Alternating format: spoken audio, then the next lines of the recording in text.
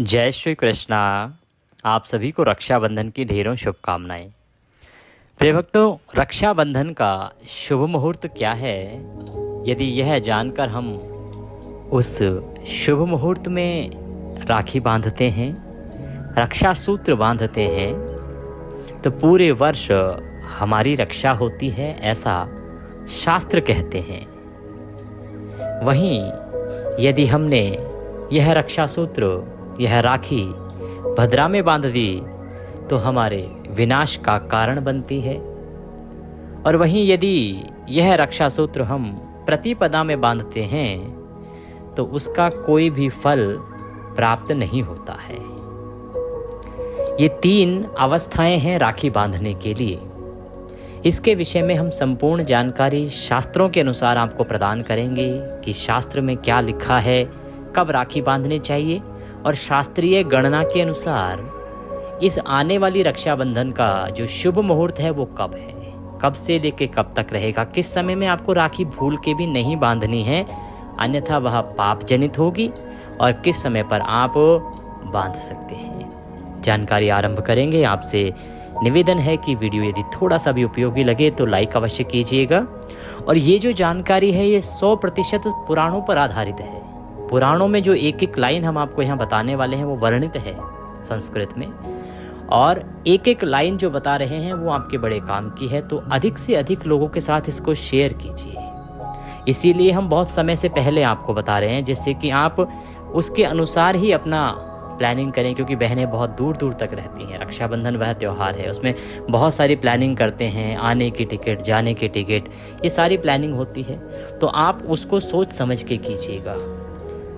हमने समय से पहले इसीलिए आपके लिए वीडियो बना दिया है, इसको देख लीजिए और अधिक से अधिक लोगों के साथ साझा कीजिए, शेयर कीजिए, क्योंकि ये शास्त्रीय जानकारी YouTube पर मिलती नहीं है। सही जो पुराणों की जानकारी है ना, वह मिलती नहीं है। तो इसे ध्यान से सुनिएगा और सबके साथ शेयर कीजिएगा। वीडियो को एक बार लाइक अवश्य कर दीजिएगा, और चैनल पर नए हैं तो इसी प्रकार की शास्त्र अनुसार सही जानकारी पाने के लिए चैनल को अभी सब्सक्राइब कीजिए। और सब्सक्राइब करने के साथ वहाँ एक बेल का निशान आता है, घंटी का निशान, उसको अवश्य दबाइएगा, तभी आपको हमारे वीडियोस मिलेंगे। और यहाँ जानकारी 100% पंचांग और शास्त्र और पुराणों के आधार पर ही प्रदान की जाती है, याद रखिएगा। बात करते हैं रक्षाबंधन की। प्रिय दर्शकों, रक्षाबंधन का त्यौहार जो कि पूर्णिमा के दिन मनाया जाता है, श्रावण मास की पूर्णिमा, सावन के महीने की जो पूर्णिमा होती है उस पर। तो श्रावण मास की जो पूर्णिमा तिथि है उसकी शुरुआत हो रही है 8 अगस्त को दोपहर को 2:12 से, और ये रहेगी 9 अगस्त को दोपहर 1:24 तक। तो इसके अनुसार उदया तिथि मान के अनुसार पूर्णिमा तिथि होगी 9 तारीख को, और 9 तारीख को ही रक्षाबंधन मनाया जाना चाहिए। 9 तारीख को ही आपने राखी बांधनी चाहिए। अब यहाँ पर आपका प्रश्न हो सकता है कि पंडित जी, पूर्णिमा तो 8 तारीख को ही आरंभ हो जाएगी, 2 बजे दोपहर को आई जाएगी, 2 सवा 2 बजे आपने बताया टाइम अभी, तो हम 8 तारीख को ही बांध लेते हैं, 9 तारीख को वापसी के टिकट कर लेते हैं, या जो भी सबका अपना कन्वीनियंट होता है। कई बार ऐसा लगता है जी 9 तारीख को तो मैं बिजी हूँ, 8 को पूर्णिमा आ रही है, तो क्यों ना मैं 8 को ही बांध लूँ। सभी अपनी सहूलियत देखते हैं, लेकिन उसमें एक दोष है, उसको समझिए। इस विषय में शास्त्र कहते हैं कि संप्राप्ते श्रावणस्यान्ते पौर्णश्याम दिनोदये। इसका अर्थ है कि उदया तिथि से जो पूर्णिमा होती है, दिनोदय जो लास्ट में वर्ड है, इसका अभिप्राय हुआ कि जब सूर्य के मुख से पूर्णिमा होती है उस दिन आपको रक्षा सूत्र बांधना चाहिए।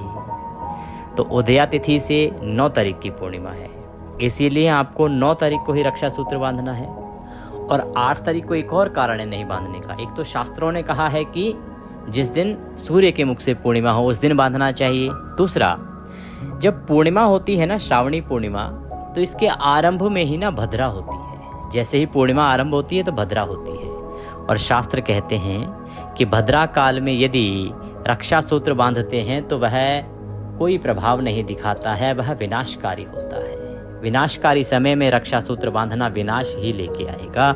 इसीलिए आपको 8 तारीख को भूल के भी राखी नहीं बांधनी है, चाहे आपको समय की जितनी अधिक सुविधा क्यों ना मिल रही हो। राखी 9 तारीख को ही बांधिएगा। अब उसमें समय की बात करते हैं, शुभ मुहूर्त की बात करते हैं। तो आप 9 तारीख को राखी बांध सकते हैं।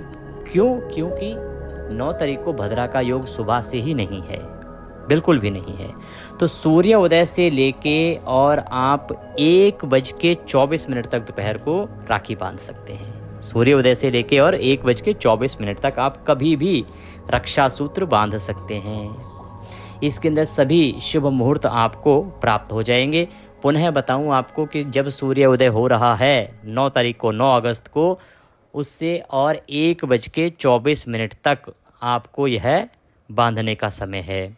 1:24 तक ही क्यों? क्योंकि पूर्णिमा 1:24 तक ही है। उसके बाद पूर्णिमा नहीं है, उसके बाद प्रतिपदा लग जाएगी और प्रतिपदा में रक्षा सूत्र नहीं बांधा जाता है। यदि प्रतिपदा तिथि में रक्षा सूत्र बांधा जाए तो उसका कोई प्रभाव नहीं होता है। और ये मैं अपनी तरफ से नहीं कह रहा हूँ, ये शास्त्रों में लिखा है। शास्त्रों में लिखा हुआ है। शास्त्र कहते हैं कि इदम प्रतिपदा द्वितीयायाम न कार्यम। तो शास्त्र कहते हैं कि प्रतिपदा तिथि में यह रक्षा सूत्र ना बांधें। तो पुनः आपको कहूँ कि पूर्णिमा में ही आपको राखी बांधनी है।